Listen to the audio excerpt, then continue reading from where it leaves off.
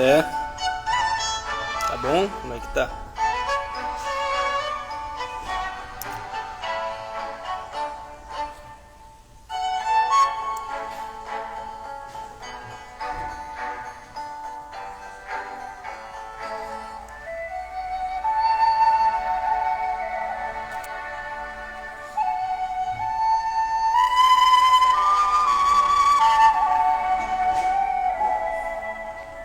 Esperando o pessoal chegar aí pra começarmos aí a live.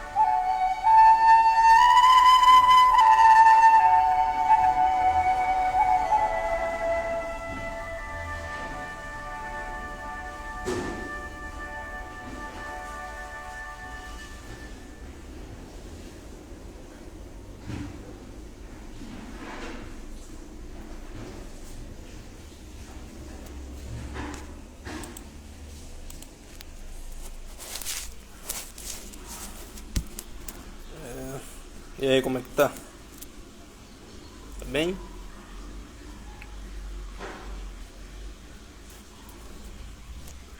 Guardando aí o pessoal.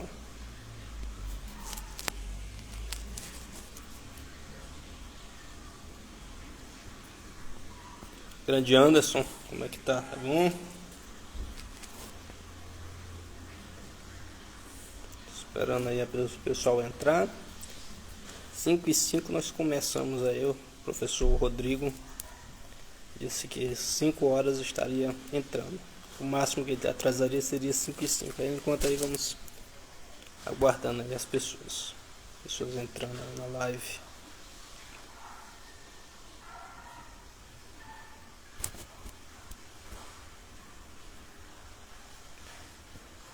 Hoje estaremos numa viagem na Terra-média, né?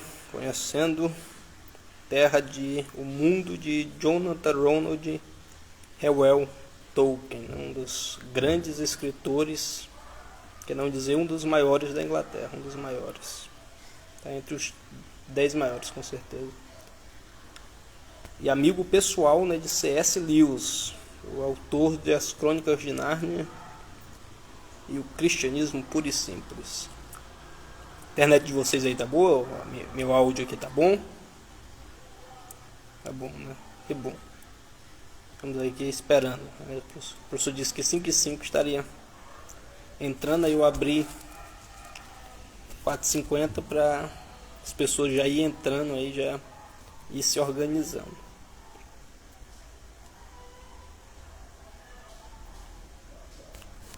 O professor Rodrigo já se encontra, né?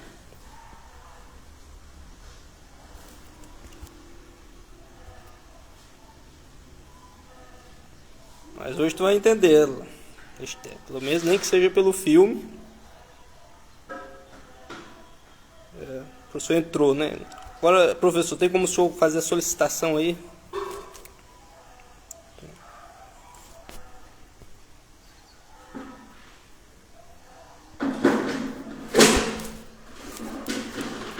O senhor está no celular ou no computador, professor?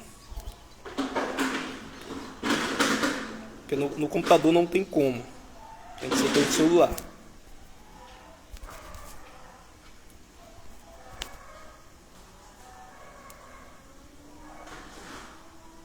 Aí.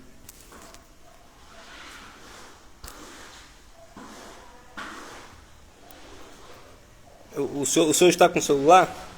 Se o senhor tiver com o celular, eu vou mandar aqui a solicitação para o senhor.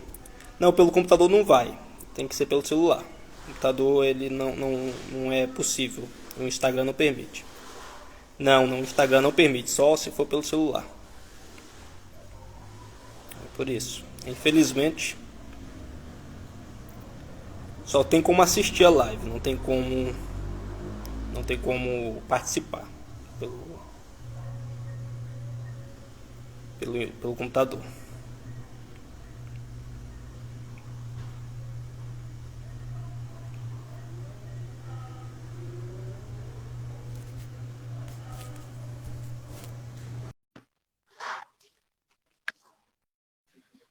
Mandei a solicitação aí para o senhor.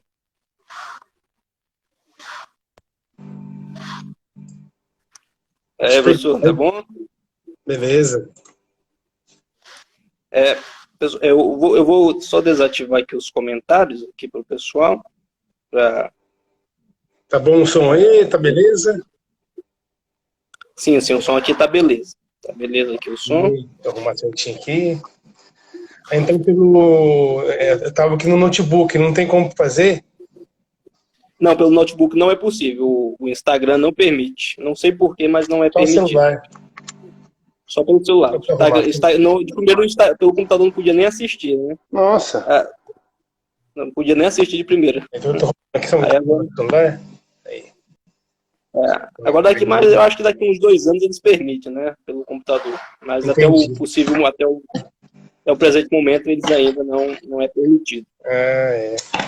Talvez para incentivar mais a usar o celular. Porque o Instagram é um programa bem. O Instagram é um programa bem assim. Prático no celular, né? No notebook tem algumas limitações, né? Sim.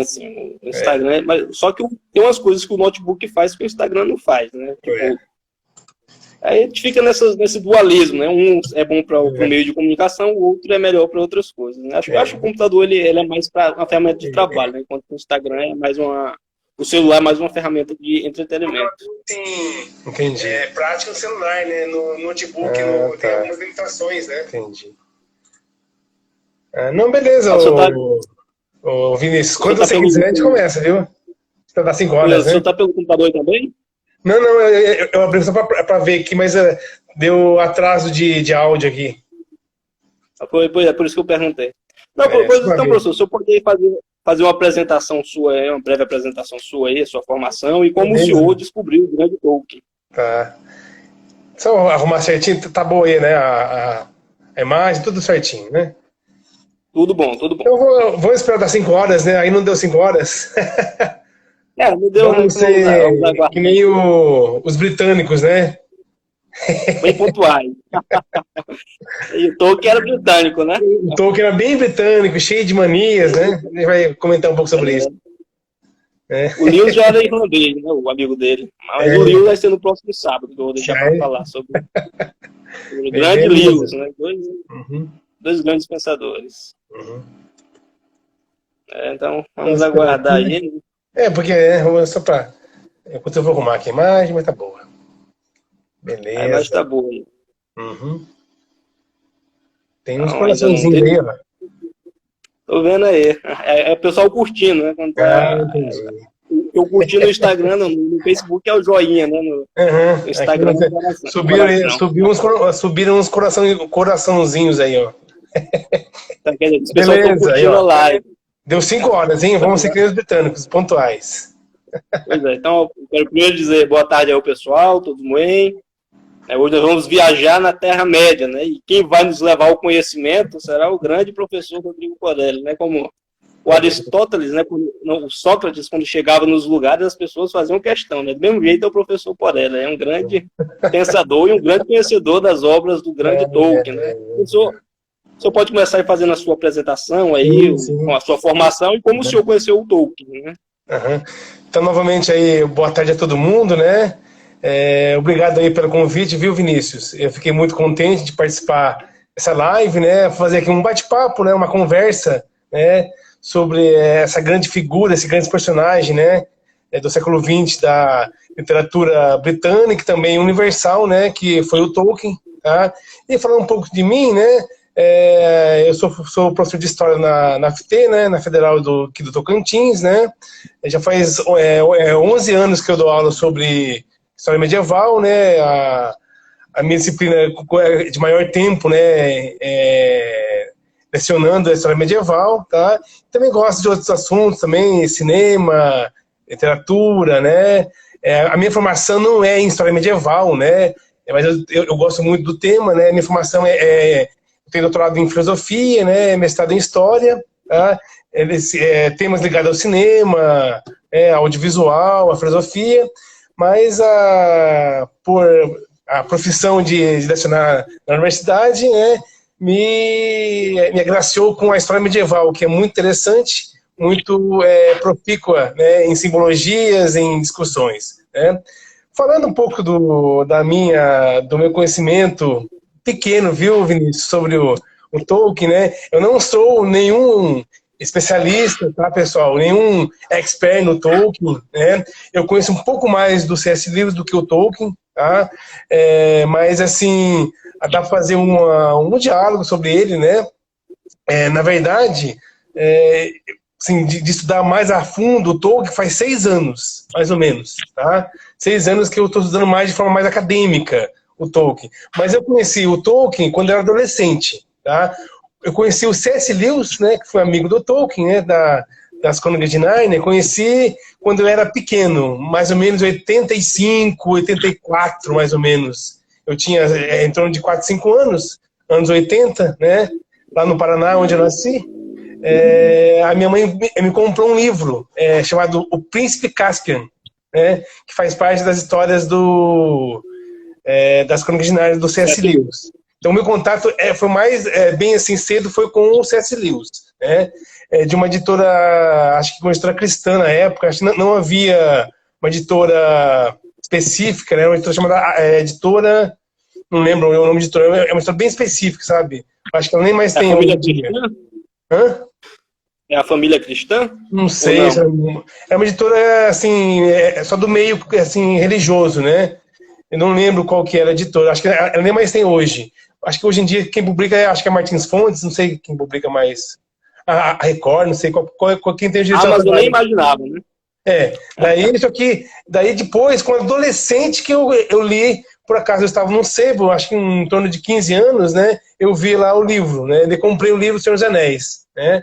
Um livro que tem mais de 1000 páginas em português, né?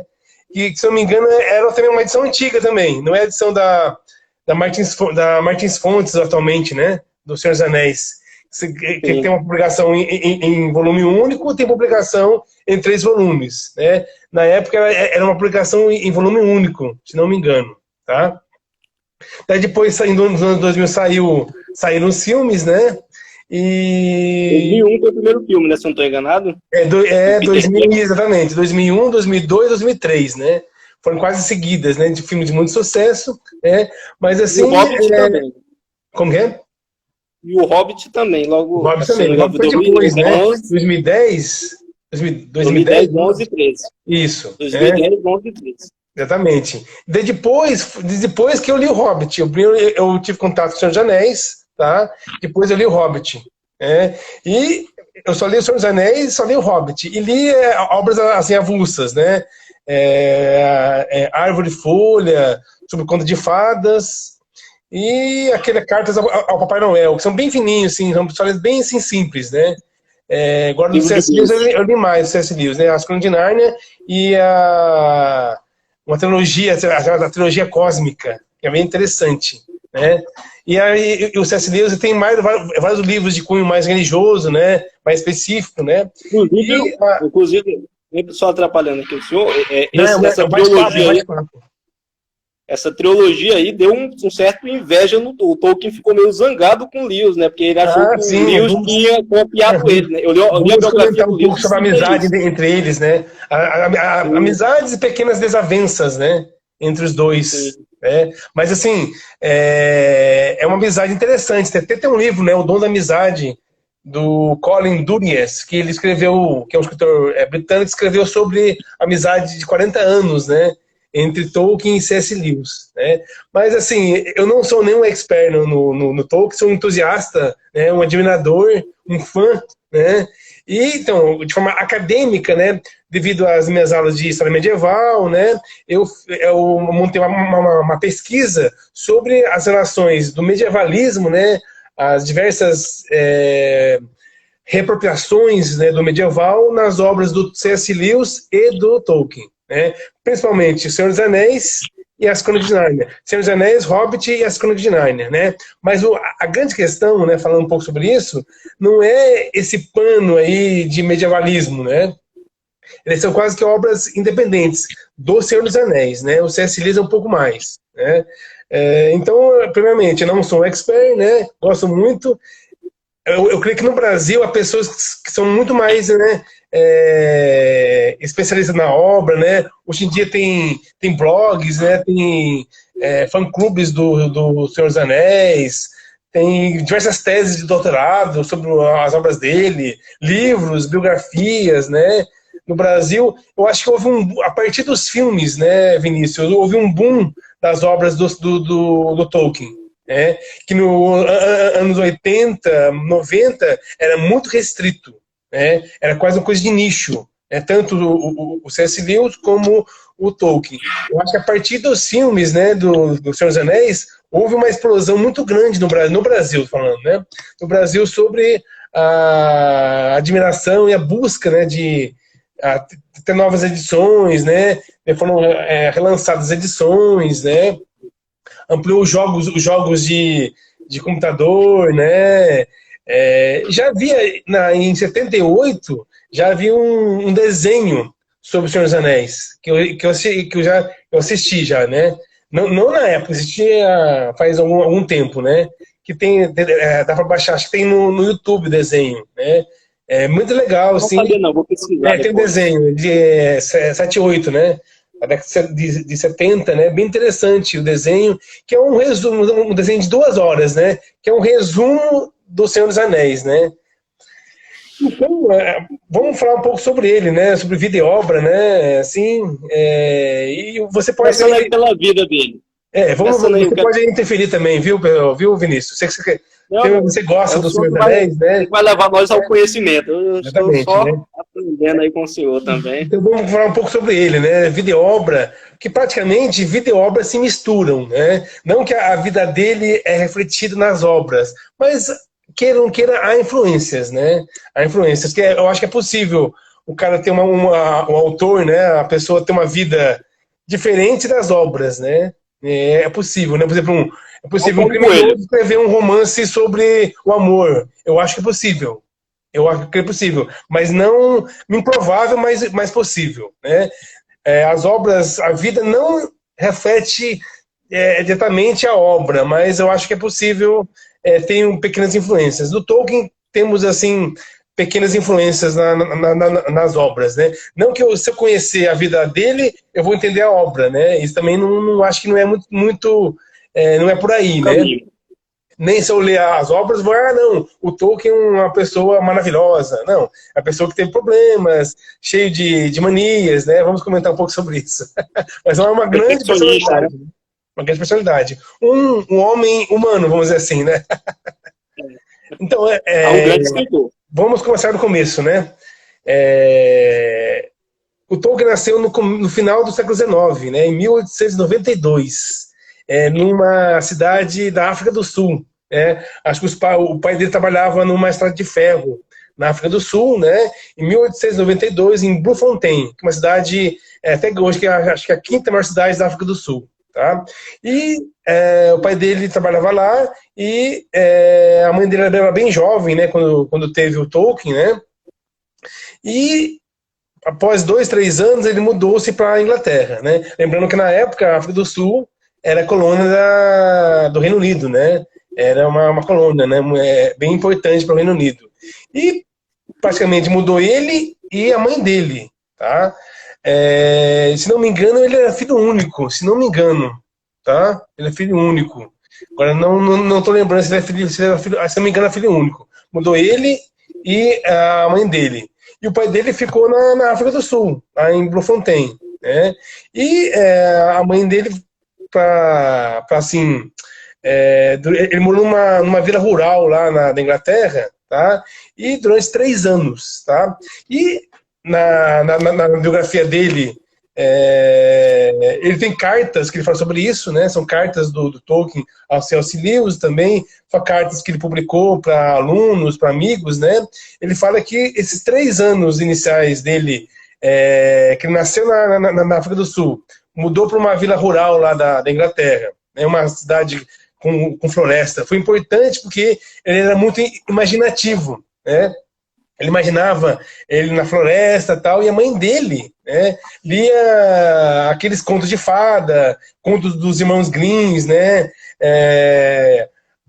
A mãe dele, quando ele tinha 3 anos de idade, já iniciou ele no latim e no grego antigo, né? São outros tempos, né? Outros tempos, né? Grego antigo e no latim, né? E ele, desde muito tempo, já foi desenvolvendo essa, vamos dizer assim, esse gosto por línguas, né? Ele foi um grande linguista, né? Um grande filólogo, né? Então, o forte dele, alguns falam que o forte dele não é ser tão escritor, né? Mas sim filólogo, né? Filólogo e linguista, né? Alguns falam que O Senhor dos Anéis é um romance mitológico linguístico, o que dá força dos aspectos da força da obra O Senhor dos Anéis é a construção linguística dos lugares e das personagens, né? Então isso desde muito cedo nas palavras do próprio Tolkien contribuiu para ele gostar de línguas, né? E já sendo inundado por esse universo de contos de fadas, universo fantástico, né? Daí a mãe dele acho que recebia o dinheiro do pai e tal, que trabalhava e enviava para a família dele. Quando ele tinha, se não me engano, 13 anos, né, acho que um pouco mais cedo, 6 anos de idade, ele mudou para um grande centro, né, que no caso era uma região bem industrial, né, Birmingham, né, que era bem industrial a cidade, né, ele morou perto também de uma linha de trem, tá? Ele ficava na janela vendo os trens passarem, e passarem trens, né, os nomes das estações eram nomes bem assim diferentes, né, eram nomes em gaulês, tá? Porque acho que Birmingham tinha influência dos gauleses, né? Daí misturava inglês com gaulês, né? Ele ficava admirando, ficava lendo aquelas palavras diferentes, né? E passavam caminhões cheios de carvão, né, para levar para as indústrias, né? Com nomes bem assim exóticos na visão dele, né? Então sempre ele já foi gostando de línguas estranhas, línguas diferentes, né? E depois, aos 13 anos, a mãe dele faleceu, tá? Ele ficou órfão com 13 anos, tá? E daí ele ficou morando numa pensão, tá? E aos poucos ele foi o quê? Foi se desenvolvendo, né? Foi cada vez mais criando hábito de leituras, e mais ou menos com 15 anos ele já falava umas 4 línguas já. Falava, escrevia, entendia 4 línguas, né? O inglês, o gaulês, o inglês gaulês, que ele gostava do gaulês, o francês, né? Francês que ele aprendeu na escola, e por trás, assim, vamos dizer assim, o latim e o grego, né? Ele não falava, né? Porque só entendia, né? E, na verdade, ele cansou do latim e do grego. Daí, como era uma língua tradicional, né? Estudar isso na época no ginásio, né? Que é o ensino médio deles lá, grego e latim, né? Ele já sabia muito bem. Então, para ele, era muito chato as aulas no ensino médio lá, porque ele sabia muito latim e grego. Né?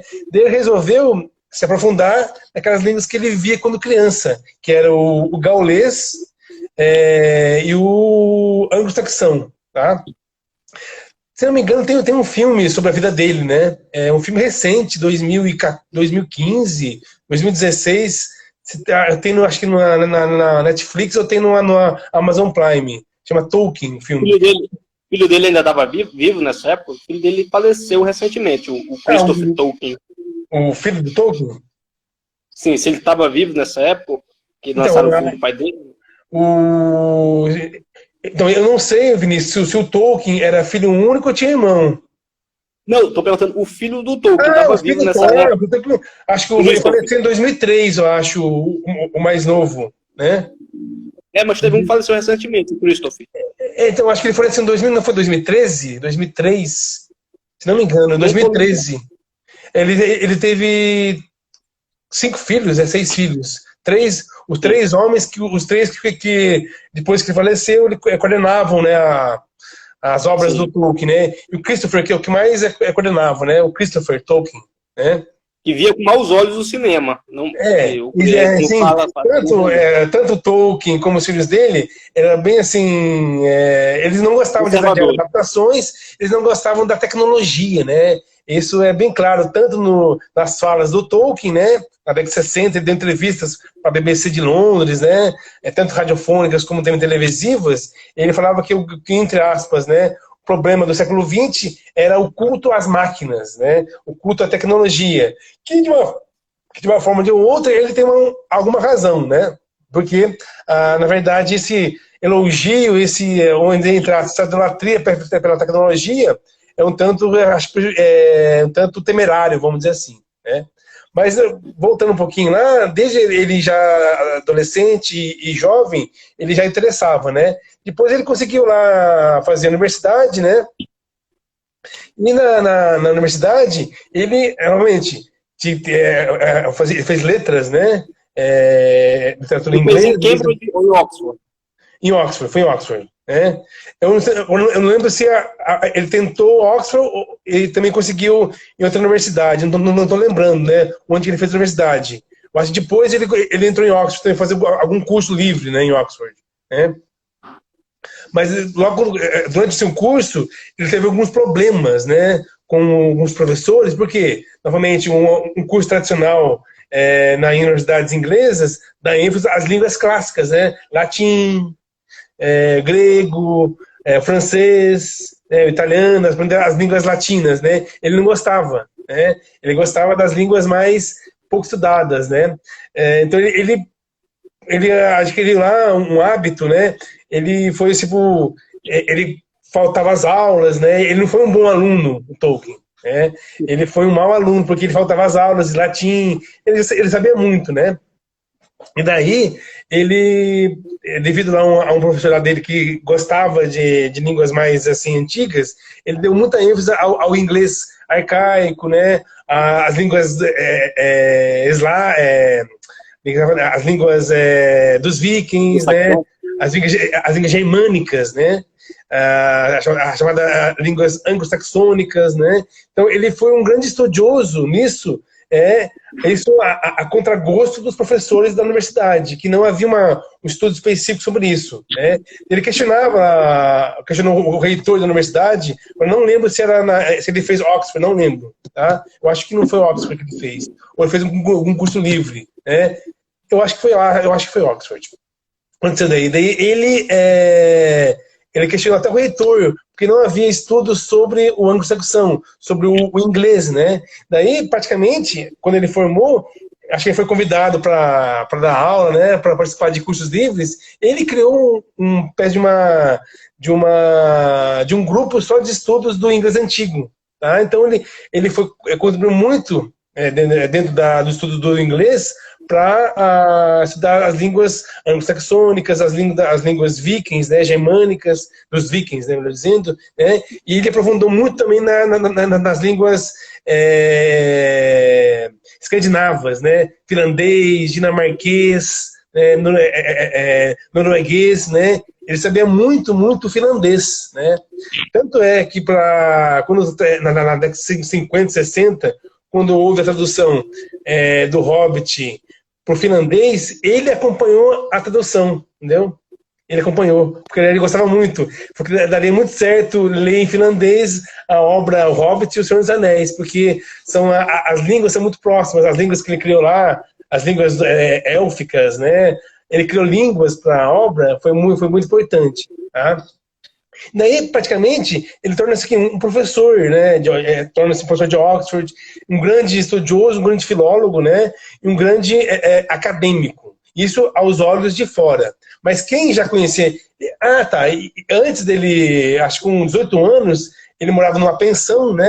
Ele conheceu a Edith, que foi a esposa dele, né? Durante mais de 50 anos. Tá? E a Edith, desde muito cedo, né? A partir dos 15 anos...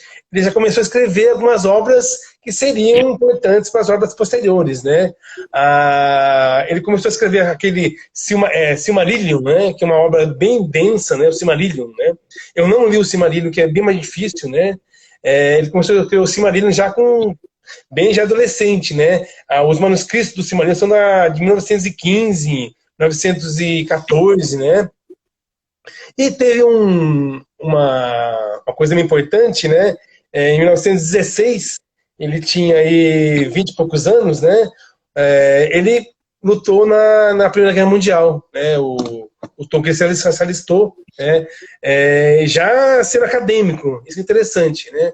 Já sendo acadêmico, assim, não um grande professor, porque ele estava no começo, né? Mas sim um acadêmico já iniciante na academia como professor, e ele lutou durante aí um ano.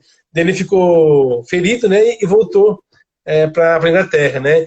Ele, só uma curiosidade, né? Ele lutou na Batalha do Somme, que é a famosa batalha entre os ingleses e os franceses, né? Que dizimou mais de 500 mil soldados britânicos, tá? Foi uma carnificina em alguns dias, tá? Batalha do Somme, que foi uma batalha famosa da Primeira Guerra Mundial. Ele participou, né? E ele ficou um pouco traumatizado com isso, né? Todo ali o mecanismo, as máquinas, canhões, né? Tanques, né? Para quem não sabe, né? A Primeira Guerra Mundial foi uma guerra tecnológica, né? Para a época, porque a Primeira Guerra usava tanques de guerra e usava aviões de guerra, tá? E usava também o gás, né? Usava máscara de gás. Houve uma guerra química, né, na Primeira Guerra Mundial. Né? Foi proibido. Né? Sim, foi claro, proibido, logicamente. Né? A Alemanha usou contra os ingleses, né, contra os britânicos. Né? Então, há fotos que mostra vários soldados de máscara, né, por causa de guerras químicas, né? E também tanques de guerra, né, e aviões. Tá? Então, na visão do Tolkien, né, a guerra foi o uso da tecnologia, houve um mau uso da tecnologia, né, uma grande exaltação da tecnologia. Tá? Isso foi uma coisa que marcou muito ele. Né? Mas daí, aos olhos dos alunos, dos colegas, ninguém sabia que ele poderia ser um grande escritor. Né? Porque ele fazia em casa. Né? Ele era um professor assim, muito estudioso, sábio. Ele era reservado. Né? Ele era muito reservado, né? Reservado, cheio de sistemático, né? Como um bom britânico, né? É bem assim, eu não gostava, por exemplo, tem um episódio que na década de 30, né? Em 34, ele compra um carro, né? Compra um carro, daí passa 2 dias ele bate o carro. Daí ele fala, não, realmente o carro é uma coisa muito ruim e nunca mais tem nenhum carro na vida, né? Um automóvel.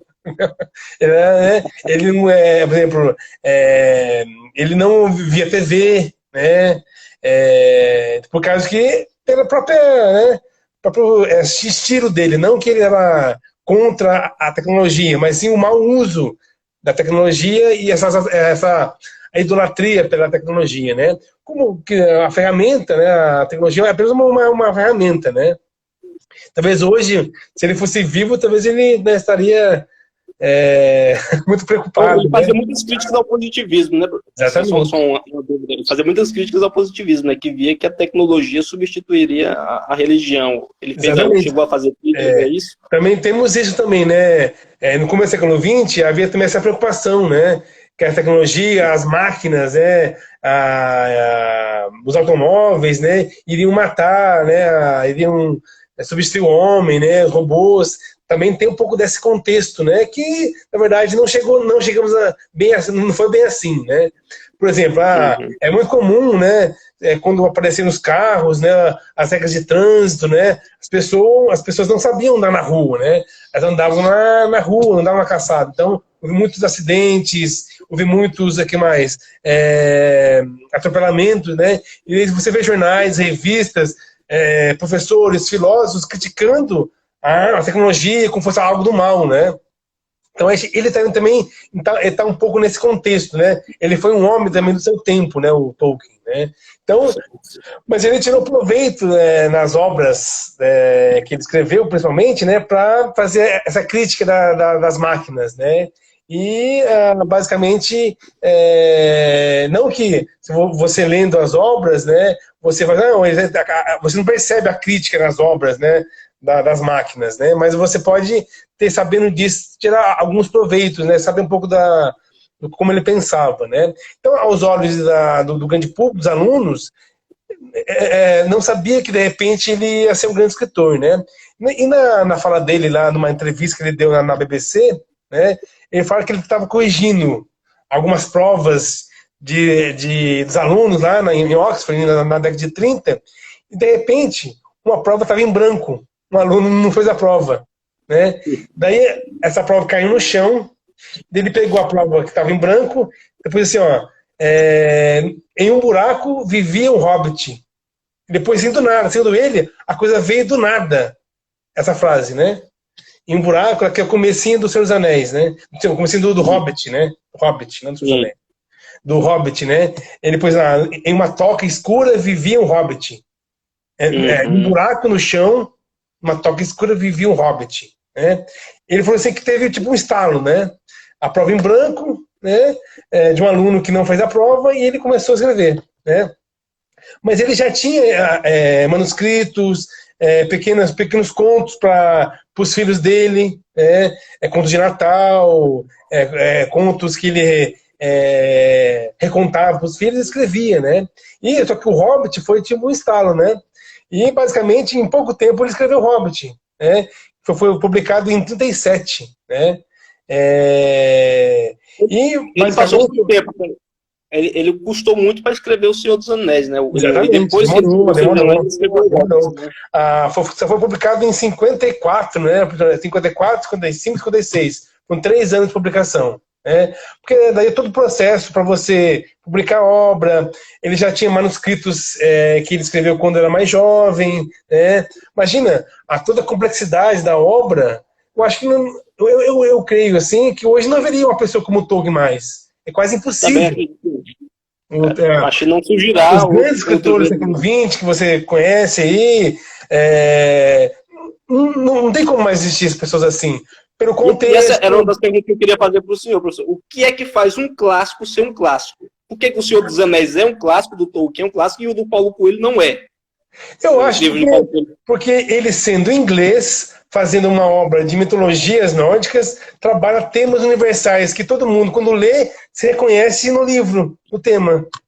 Isso é um dos motivos que você pode falar que um clássico é um clássico, tá? Que tem um livro do Italo Calvino, né? Por que ler um clássico, né? Um clássico. Então, um dos motivos, ele põe lá 7 motivos porque um clássico é um clássico e porque você tem que ler um clássico, né?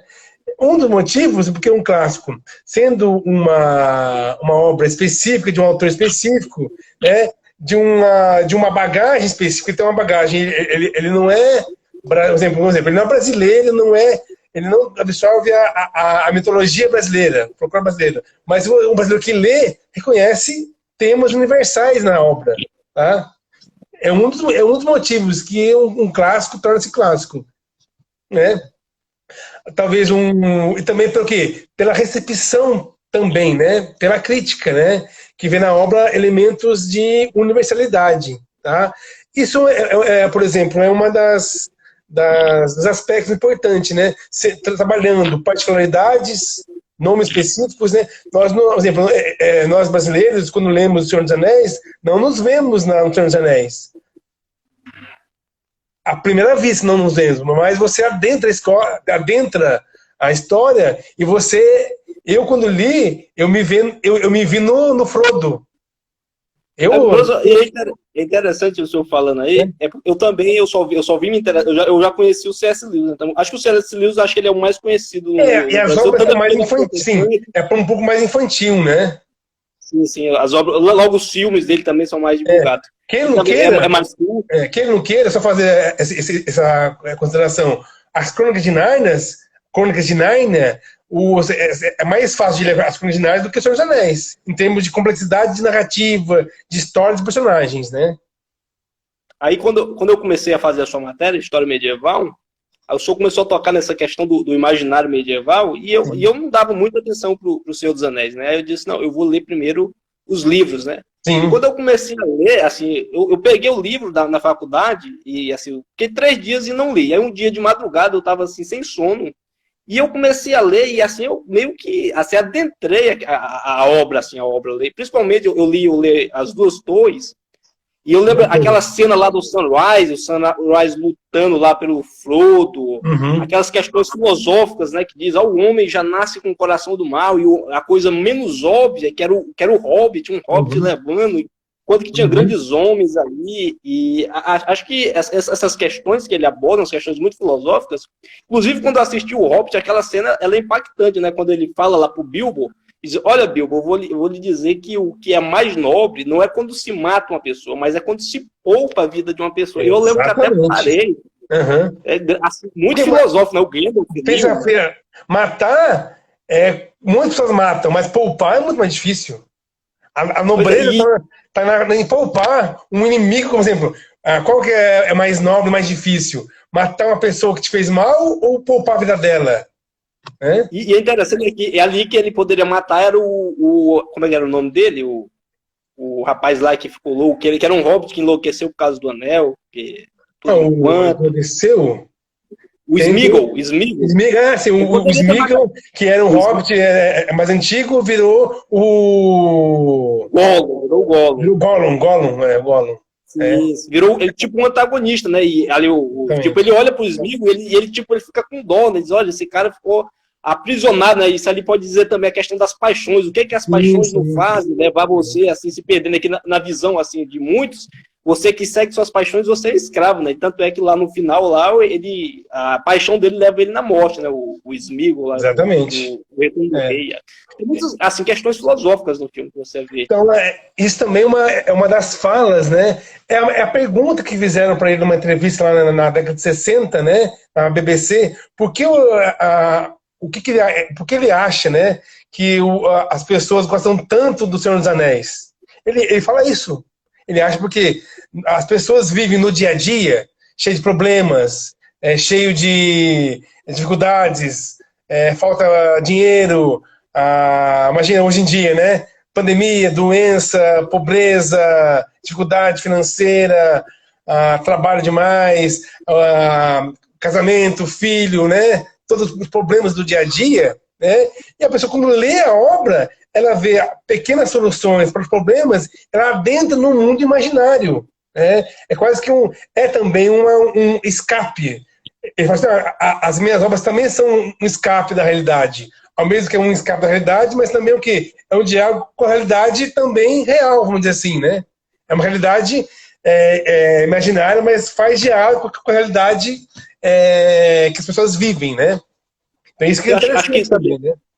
Acho que também a questão de tocar assim, no que é belo, o que realmente é belo, por exemplo, lá quando eles estão chegando lá em Murdo, né? Diz, olha, seu Frodo, o senhor lembra do condado, lá das coisas, e o Frodo, ele tá tão, assim, o anel tá tão matando ele que ele não consegue ver as coisas belas, né? E depois que ele se livra do anel, né, ele diz, eu consigo ver a água jorrando, as florestas cantando. Acho muito bacana essas questões assim do. Então, isso que é legal, por exemplo, alguns assim, tem um documentário em 2014, né, que mostra um pouco da vida e obra do Tolkien, um documentário de 2014 chamado Tolkien, né, o criador de mundos, né?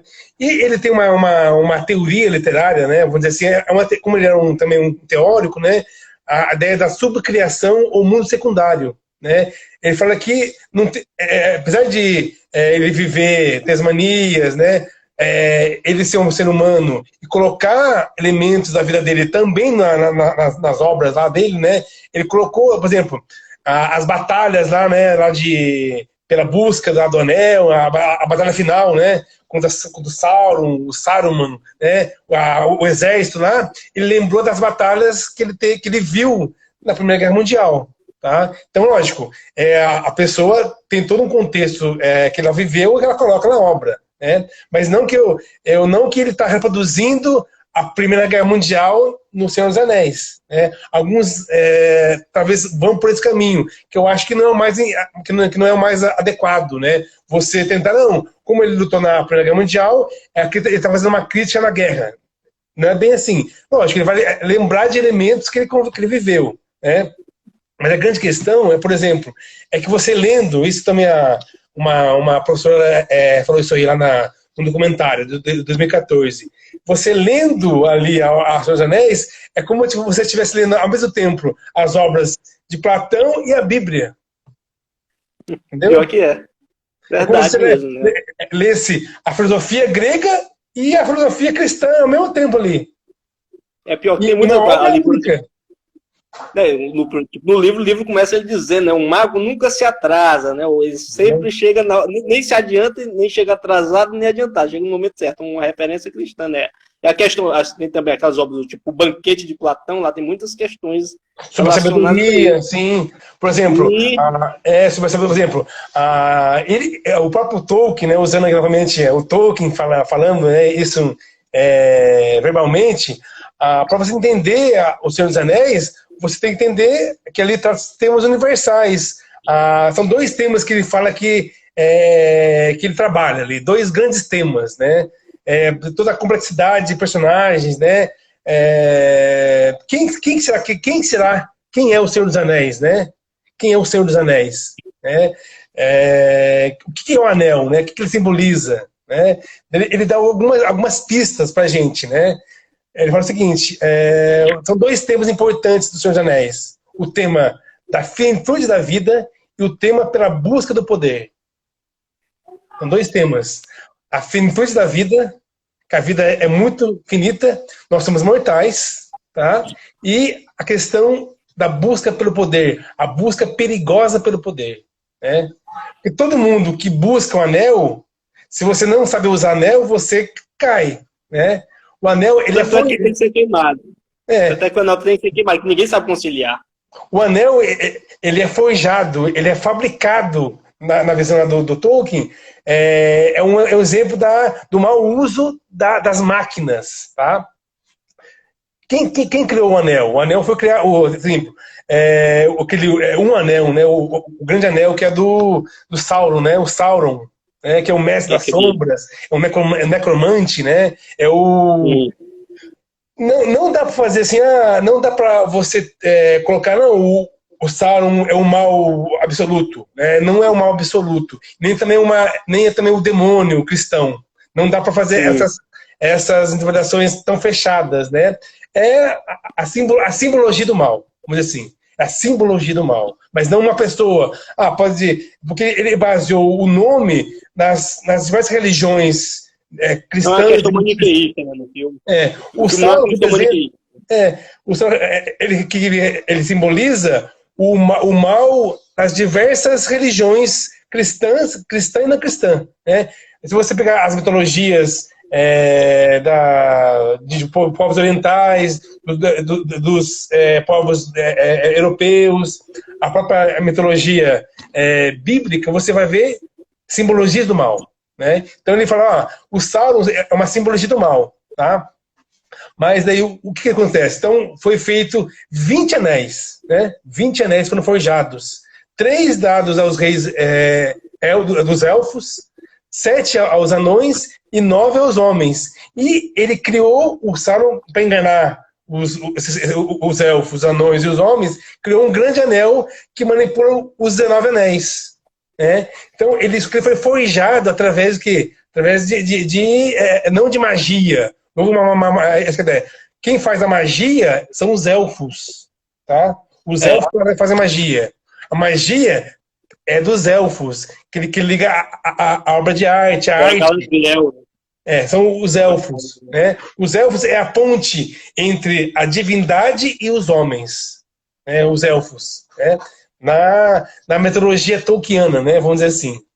E, na verdade, os homens também são importantes, né? Mas eles são fracos, são mortais, né? Na verdade. Os elfos são imortais, né? Mas eles também sofrem, em virtude do contato com os homens, eles sofrem também esse mal da mortalidade, né? A doença que os homens morrem, né? Talvez o grande trauma humano da raça humana é que um dia alguém descobriu que nós morremos, né? Foi o grande trauma da humanidade. Todo mundo vai passar o dia, né? Mas ninguém quer. Saber que não é. A gente criou diversos mecanismos para o quê? Tentar manipular a morte. Né? E, basicamente, e quem se apodera do anel, quer ser imortal, praticamente. Tá? É o mal da imortalidade. Né? Se você não sabe, o anel, na verdade, pertence a também uma simbologia vamos dizer assim, maligna, né? O anel. Mas se você, todo mundo que se aproxima do anel e não sabe o que ele cai, né? Então, a busca pelo poder, pelo excesso de poder, é um dos grandes maus da humanidade, né? O poder por ele mesmo, né? Por exemplo, aquele Boromir, né? Sim. Que ele morre porque ele ficou muito soberbo quando ele possui o anel, né? Ele é morto pelos orcs. O Frodo, ele consegue resistir porque o Frodo tem a ideia de humildade, o Frodo, né? O Frodo, mas no final, o Frodo se corrompe. Se não fosse pelo Sméagol... Ele sofre a tensão, mas não cai. Sim. Ele tem que eliminar o mal, ele tem que eliminar para ele não cair. Né? Então, pelas próprias forças humanas, você não consegue livrar do mal. Então, assim, é preciso que você elimine aquilo que te traz mal, né? Daí... Pode concluir aí.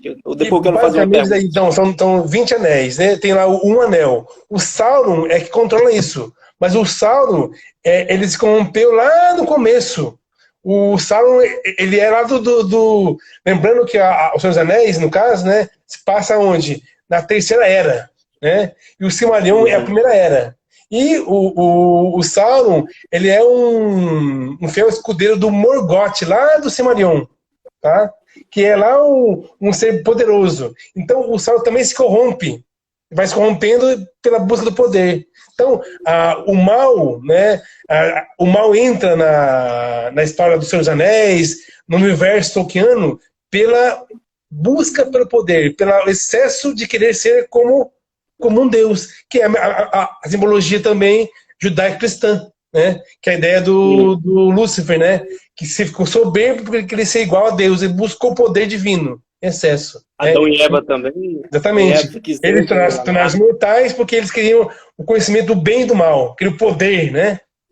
Então, logicamente, não há uma alegoria. Aí que houve uma discussão entre o C.S. Lewis e o Tolkien, que eles discordavam em relação a isso. Que o Senhor dos Anéis não é uma alegoria cristã nem medieval, como queria o C.S. Lewis. As Crônicas de Nárnia é uma alegoria tipicamente cristã. O Aslan é o leão, simboliza Cristo, né? Então são simbologias, são alegorias cristãs bem assim presentes e notáveis. O próprio C.S. Lewis fala assim, as Crônicas de Nárnia é uma Bíblia para crianças. Expressão do C.S. Lewis, né? Porque ali tem elementos cristãos. Agora, os Senhor dos Anéis não. É um hibridismo de lendas pré-cristãs, tem muita influência de lendas vikings, a lenda de Beowulf, que é um poema épico do medieval, né? Que ele gostava muito de ler, entendia muito, né? Ele dava aula sobre isso em Oxford, sobre a lenda de Beowulf. Beowulf que é o quê? O Beowulf que era um herói que matou um dragão, um Grendel, né? E ele coloca elementos, né? O dragão, o cavaleiro, o humano, seres fantásticos, né? Então ele faz toda ele recria a mitologia antigas no mundo moderno, né? Essa que é a grande sacada que eu acho do Tolkien, né? Agora eu queria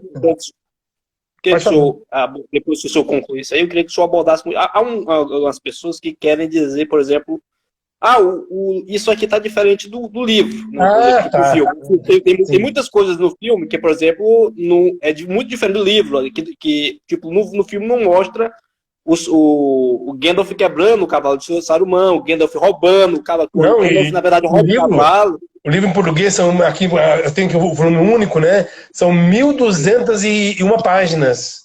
Como que eu vou fazer muito cinema, hein? É muito detalhista. Tem detalhes aqui, tem passagens do Gandalf, aquelas passagens que ele fala com aquela personagem bem rico, é o Barbárvore, né? Que é uma árvore falante. Isso aí, no filme, é só algumas cenas, né? Eu quero perguntar, o cinema tem a obrigação de ser fiel à obra? Não, imagina, claro que não.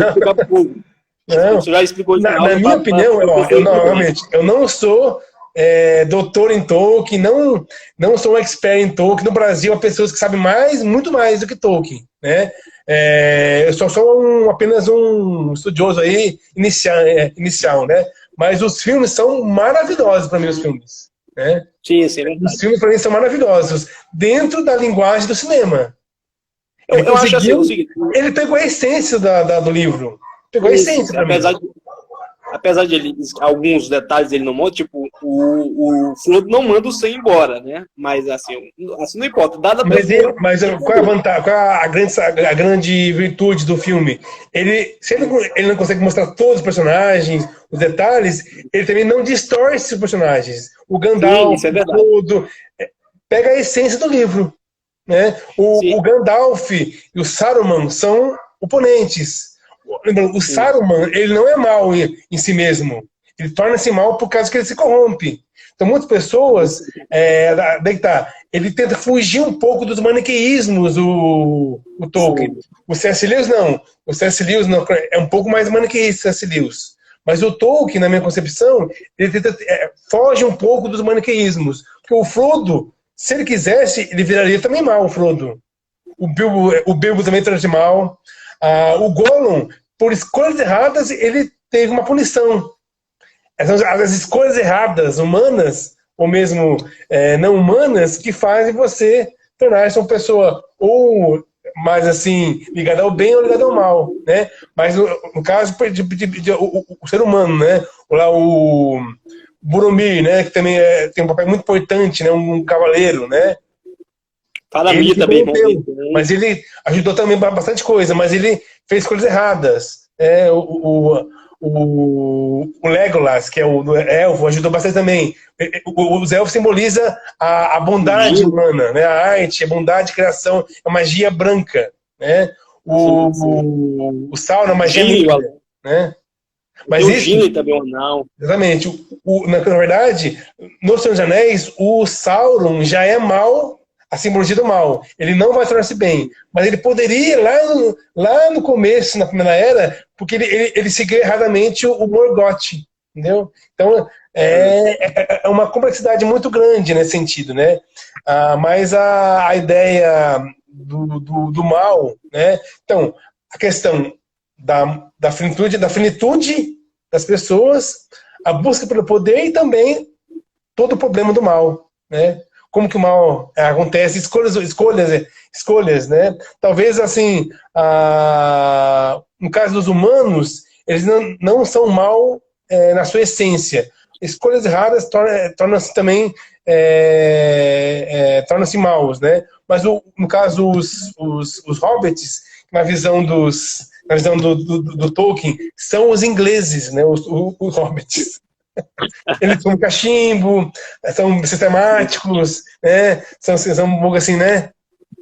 Tem um conceito também que eu acho bacana na obra, né? É a questão de você escolher a verdadeira amizade, né? De você saber com quem você anda, né? Por exemplo, tipo, aquela cena do Sam, pra mim, é a mais emocionante, né? Que ele diz assim, o Frodo, eu não posso carregar um anel, mas eu posso carregar o senhor, né? E ele vai e carrega ele até o alto da montanha. Acho que a questão da amizade também é muito forte, né, no livro. O próprio Gollum, né? Que o Sméagol.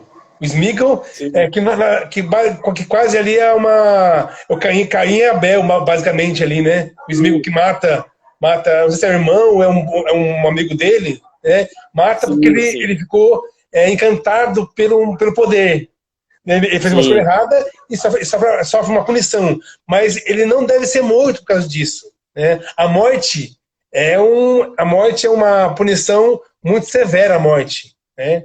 O Gollum não morre, o Gollum. Ele vaga, ele sofre uma punição pela escolha errada. Né? E o Frodo... E o Frodo, basicamente, é uma simbologia do homem, da raça humana, o Frodo, para mim. Porque ele tá ali, ele é fraco, mas ele também consegue, ele pode fazer o mal, mas ele não faz, pode fazer o bem, ele peca algumas vezes, então, e no final, para ele não se corromper, ele tem que jogar fora o anel. Onde ele foi forjado, na montanha, né, cinzenta, ele foi forjado lá, onde ele começou, também tem que ser eliminado. Né? Acho interessante, o Gandalf fala isso aí que o senhor diz, né, que ele diz, eu não sei por que na história escolhe pessoas improváveis, né, que ele fala, ele diz assim, eu não sei porque escolheu o Bilbo, que era o tio dele, e agora escolhe você. Eu não sei por que a história faz isso, mas é o seu dever. Cabe a cada um, ele diz, né? Cabe a cada um de nós aceitar os nossos deveres e cumprir, né? Que a gente quer dizer que você tem que assumir suas responsabilidades e bater de frente. Acho que é uma outra daí também dá para até fazer algumas. Lógico, então, a simbologia são das lendas nórdicas, né? No caso, por exemplo, o Beowulf. O Beowulf é um guerreiro, ele salva lá o reino, mata o dragão, né? Só que ele é uma pessoa fraca, com defeitos, ele é beberrão, entendeu? Mas ele é um herói. O herói com defeito, né?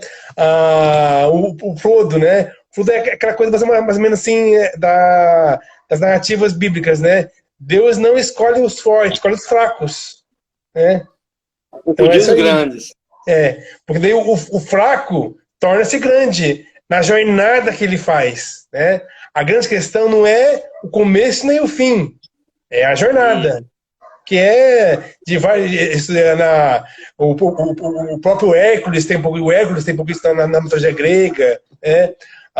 Então, nas lendas, né, medievais, o cavaleiro também. O grande cavaleiro é aquele que se humilha, né? Não o que se exalta, né? E o que se exalta será humilhado, né? Então, o passo largo, né, que se torna o Aragorn, né? Isso, o Passo Largo, né? O Aragorn, né? O Aragorn também na verdade, ali os homens se corrompem, mas a solução para a Terra-média passa pelos homens, né? Sim. Na verdade, até tem, acho que um trecho que fala sobre isso. Os elfos são imortais, os anões são também guerreiros, os homens são fracos, mortais, né? Até fala assim que o anel foi forjado para aprisionar os homens mortais. Acho que fala que, né? Foi para unir todos, mas também a fazer uma prisão, principalmente dos homens que são mortais. Os mais fracos são os homens, mas a solução, a salvação passa pelos homens, pelos fracos, né? Então é a simbologia, né? É a exaltação dos fracos, dos humildes e também o perigo do poder, né? O poder corrompe totalmente, né? E a busca pelo seu eu interior também. Você se encontra a si mesmo, né? O Frodo se encontrou, o Bilbo, né? Lá do Hobbit também se encontrou, né? Lembrando que tem lá o Frodo, né? O Pipe e o Sam. O Pipe também, o Sam e o Pipe também fazem parte. Ajudam o Frodo. É quatro hobbits. São quatro, né? O Frodo, o Sam, o Pipe. Eu não lembro o nome do outro, mas eu lembro que são 4 hobbits. Né? 2 são sequestrados. Mas são o Frodo, o Sam e o Pipe, né? Sim. Tem mais um também, mas eu também não estou lembrando. Mais um. Que é o que pega, inclusive, aquela coisa do Saruman, aquele negócio de ler o futuro. Aí ele fica lá e o Gandalf leva ele vai junto com o Gandalf, ele faz até o juramento lá pro Denethor. Exatamente. Que é o regente de Gondor. Lembrando que tanto o Gandalf, que é o cinzento ou o branco, né? Que é um espelho lá do Saruman, que também é o branco. Depois ele pela escolha errada, ele acata as sombras, as trevas, né? Mas ele é também mago, né? Por escolha errada. Ele mesmo diz, né? Eu sou o Saruman, mas eu sou o Saruman. Ele fala isso, se eu não estou enganado. No filme é legal, no filme. No começo ele torna-se branco, depois ele sempre está na parte sombria, sempre ele está na sombra das coisas, né? Ele é um grande traidor, né? O Saruman, né? O Gandalf, basicamente, é uma divindade, né? O Gandalf. É uma divindade, é um mago, né? Mas encarna uma divindade, né? Não um deus, mas é uma divindade, né? O Gandalf. É Gandalf interessante, né? É muito interessante. Ele pega assim, elementos de mitologias escandinavas. Beowulf é muito importante para entender os Reis Anéis, o Hobbit. Tem também toda ali narrativas bíblicas também, a cultura judaico-cristã, ele pega esses elementos. E outra coisa também que é interessante é que ele não há um Deus criador, né? Não há uma divindade absoluta. nem no Hobbit, nem no Senhor dos Anéis. Eu consigo ver lá no Silmarillion, né? Silmarillion, né? Eu consigo ver isso aí, que é há um ser que cria tudo isso, mas ele não dá ênfase a isso. Então, ele ao mesmo tempo que ele coloca elementos cristãos, ele também foge de alguns elementos cristãos. Lembrando que o Tolkien foi um católico fervoroso romano, né? Tolkien. A mãe dele se converte quando ele é criança, ele torna-se um grande católico fervoroso, né? Mas ele não... Ele foi importante para a conversão do Lewis. O Lewis era um ateu, torna-se um teísta, depois torna-se um cristão anglicano, né? Mas aí que tá. O C.S. Lewis, as primeiras cópias do Senhor dos Anéis foram lidas pelo C.S. Lewis. C.S. Lewis deu algumas dicas para o Senhor dos Anéis. Eles participavam de um grupo chamado Wilkins. Hã? Wilkins, né? Eu lembro. O Inklings, né? Inklings, que é um grupo que eles formavam, né? De estudos acadêmicos, tá? Só que o C.S. Lewis e o Tolkien eram inglês. Lembrando que o Tolkien nasceu na África do Sul, é britânico, e o C.S. Lewis, perdão, o Tolkien nasceu na África do Sul, né? Britânico, e o C.S. Lewis ele era irlandês. Irlandês do Norte. Irlandês do Norte, né? Em Belfast, que naquela época não era. E o C.S. Lewis, assim, do ponto de vista dos costumes, ele era assim, lógico, ele era um conservador nos costumes, tal, com um bom inglês, tal, depois que tornou-se anglicano, né? Mas ele bebia, algumas vezes ele tirava álcool, o C.S. Lewis. Já o Tolkien era mais assim, sistemático, ele não bebia, só fumava cachimbo deles, né? Ele chegou a algumas divergências. O C.S. Lewis, ele casou com uma divorciada. O Tolkien não gostava disso, né? Questões muito assim da época, né? O C.S. Lewis... Só uma dúvida, professor. Eu sei que o Lewis ele ganhou uma nomeação do Winston Churchill, né? O John McCarthy, que é o biógrafo dele, fala isso. O Tolkien recebeu alguma nomeação, alguma premiação? A Ordem da Cavalaria Britânica. O Lewis não virou Sir, ele é Sir Tolkien, então, correto? É Sir Tolkien, exatamente. O J.R.R. Tolkien, né? Que é o John Ronald Reuel Tolkien. Esse Reuel, o nome dele é anglo-saxão. O Reuel, né?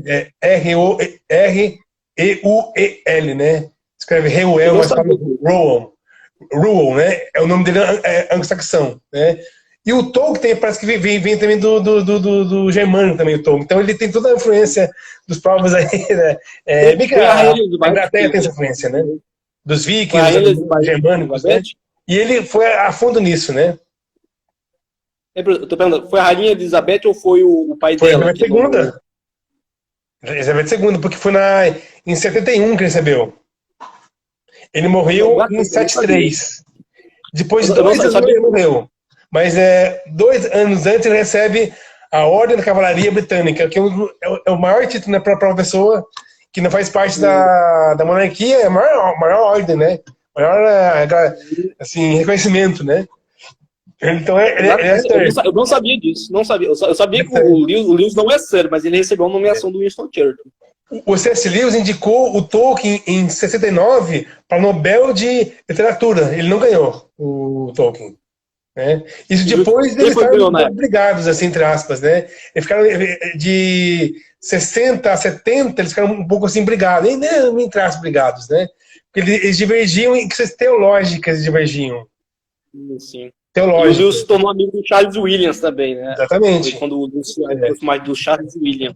Por exemplo, o C.S. Lewis era mais liberal, por exemplo, ele era solteiro e casou com uma pessoa divorciada, uma americana, uma ex-comunista americana.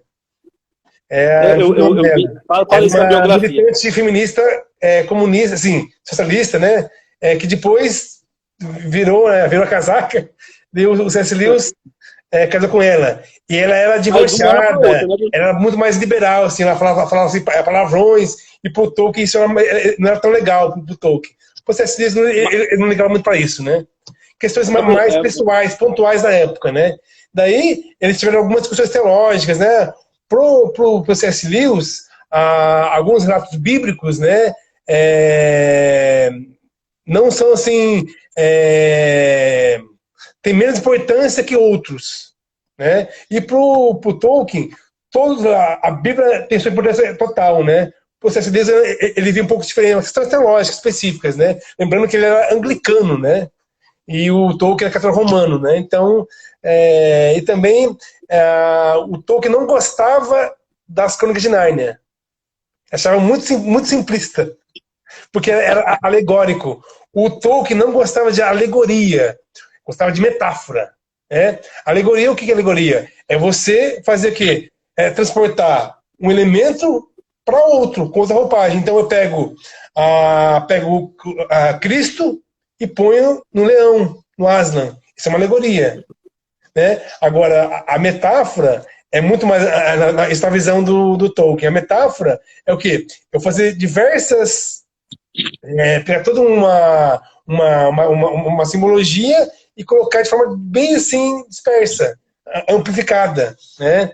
Então é muito mais rica a metáfora do que a alegoria, na visão do acadêmico Tolkien, né? Do professor Tolkien. Né? Então, de alegoria, metáfora, simbologia. E o C.S. achava que devia ter mais alegoria no Senhor dos Anéis. E o Tolkien achava que as Crônicas de Nárnia devem ser mais simbólicas e mais metafóricas. Entendeu? Eu só não vou fazer essa pergunta para o senhor para não colocar o senhor numa guerra, né? Qual é a melhor? Crônicas de Nárnia ou o Senhor dos Anéis? Eu não vou fazer, mas só dizer que são duas grandes obras. Duas grandes autores. Cada um tem sua importância em questões da recepção do público, questões da narrativa, complexidade e a simbologia é muito mais o Senhor dos Anéis, com certeza. Né? Mas para mim as Crônicas de Nárnia estão no mesmo nível do Hobbit. O Hobbit é um pouco mais simples do que o Senhor dos Anéis. Né? O Hobbit é bem assim direto, uma coisa do Hobbit, né? que é o início. Ele atingiu uma complexidade narrativa, de linguística também muito grande dos Senhor dos Anéis. Agora as Crônicas de Nárnia elas são muito boas, né? Voltado mais talvez para o público infantil. E o Senhor dos Anéis é de 8 a 80 para mim, que dá para ler, né? 8 a 80. Né? Porque nas Crônicas de Nárnia o Aslan é a simbologia do Cristo, cristão. É o Cristo, é o cristianismo. Né? Alguns pecados lá, por exemplo, os meninos, né, que ficam meio corrompidos, tem alguns pecados, humildade, orgulho, soberba, né? Alguns personagens remontam a narrativas bíblicas específicas, né? Agora, no Senhor dos Anéis, não. Ele mistura... Pro Tolkien, que é um católico fervoroso, romano, ele falava que as narrativas bíblicas do Novo Testamento são como conto de fadas. O nível de simbologia é equiparado a narrativas não cristãs. As narrativas cristãs, do ponto de vista simbólico, metafórico, estão no mesmo nível de uma mitologia grega, por exemplo. Entendeu? Tanto é que o Novo Testamento é escrito em grego, né? Foi escrito em grego. Então também sofre influência. Mas a simbologia, as narrativas, a jornada de personagens bíblicos, a jornada do próprio Cristo, que nasce do Deus, torna-se homem, passa sofrimentos, morre, ressuscita e salva as pessoas, está no mesmo nível na visão do Tolkien de uma narrativa de um herói grego, por exemplo, em termos de simbologia, tá? Do Grendel, das mitologias vikings, por exemplo, né? Em termos simbólicos, né? Lógico, são outros contextos. Então, para o Tolkien é possível você pegar todo esse arcabouço ocidental, europeu, incluindo o cristianismo, incluindo, por exemplo, religiões orientais, incluindo religiões vikings, germânicas, e fazer que há muitas semelhanças entre elas. Né? Todas as religiões têm elementos de bem, de mal, elementos moralistas, né? Todas têm em comum, né? Alguns elementos. Então é possível você... Por isso que ele fala, não, O Senhor dos Anéis não é uma obra para ler com os olhos, pensando em olhos somente cristãos, né? É uma obra que não que ultrapassa esse ponto. Mas daí que obra universal. Né? Por isso que para algumas pessoas é coisa que lê a Bíblia ou lê o Novo Testamento com mitologias de outros povos, né? Ele consegue criar uma mitologia moderna. Tá? Imagina que ele conseguiu, talvez, juntar elementos parecidos das mitologias europeias, das mais diversas, numa obra, Senhor dos Anéis. Então, essa é de uma grandeza infinita nesse ponto. Tá? Para mim, é uma obra quase assim, perfeita, né? Quase perfeita, não sei. Né? Eu acho que, na minha visão, assim, os livros são perfeitos. Os livros Outra coisa, ele não precisa fazer uma obra que passe num tempo moderno para criticar ou para elogiar, né? E é lógico, a partir disso, há críticas à tecnologia, há críticas à falta de sacralidade do mundo, né? Então eles estão preocupados com isso, tanto o C.S. Lewis como o Tolkien nas cartas, nos diálogos. Eles falam que o século XX, né?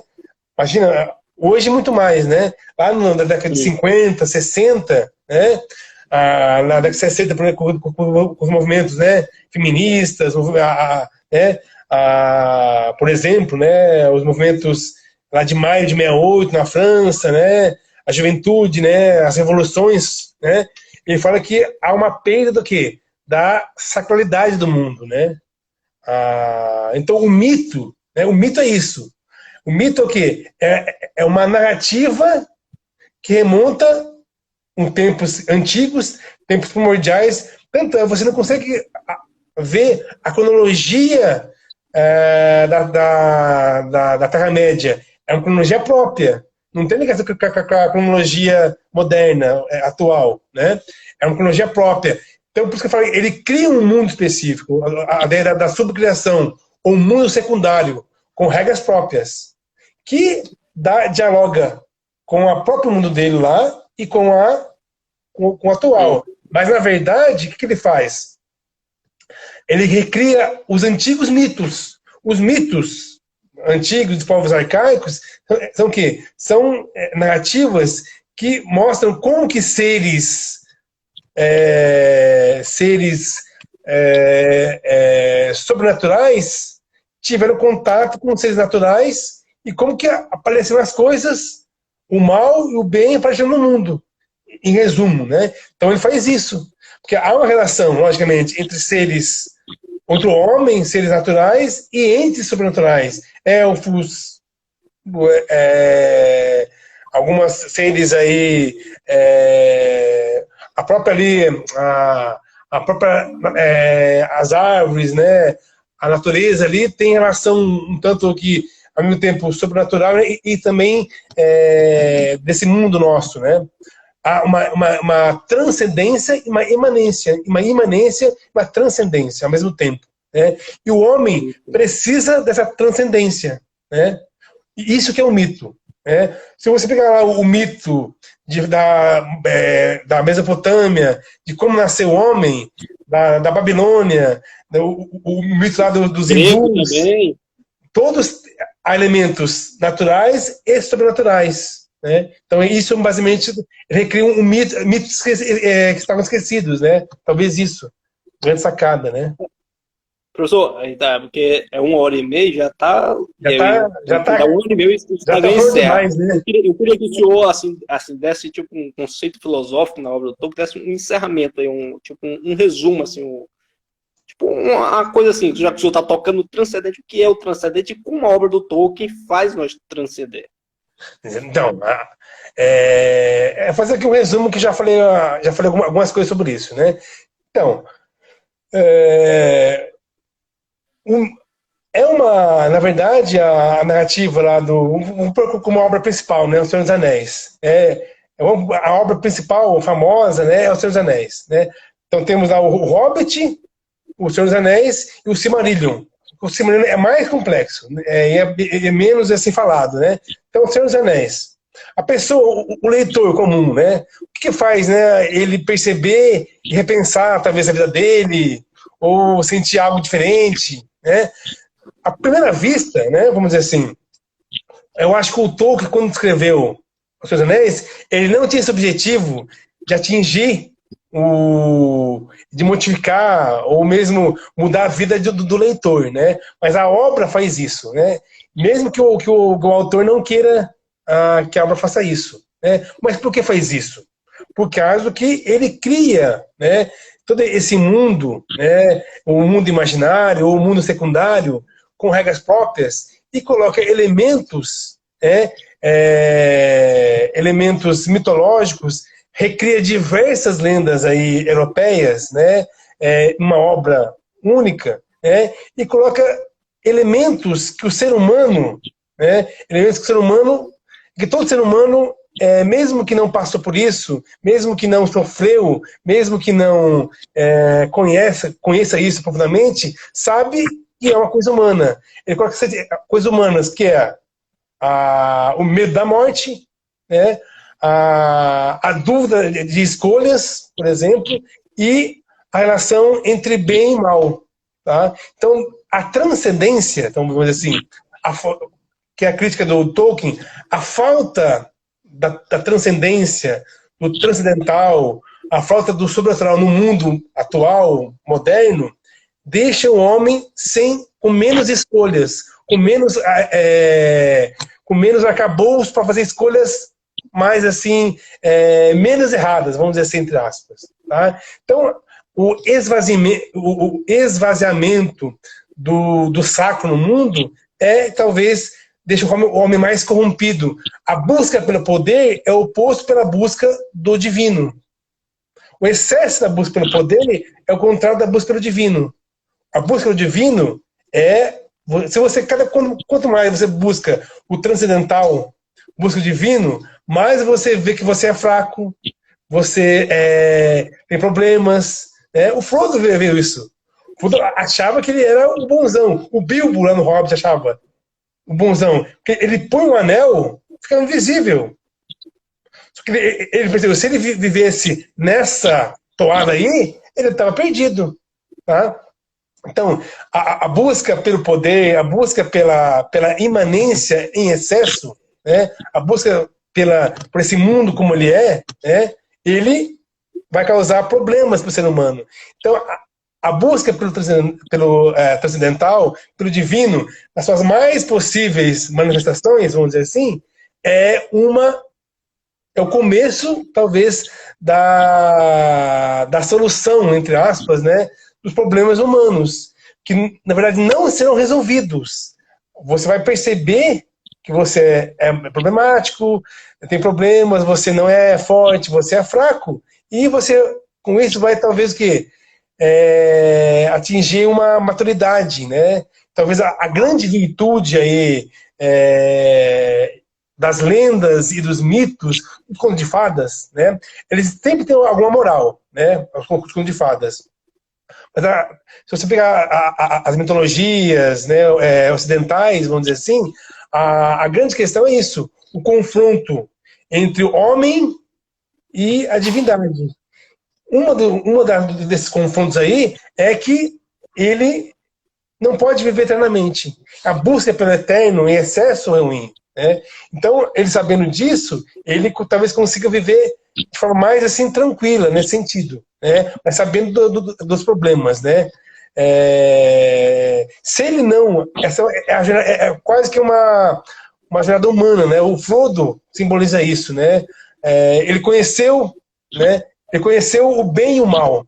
Né? Já que você é mortal, a simbologia bíblica, você conhece do bem e do mal.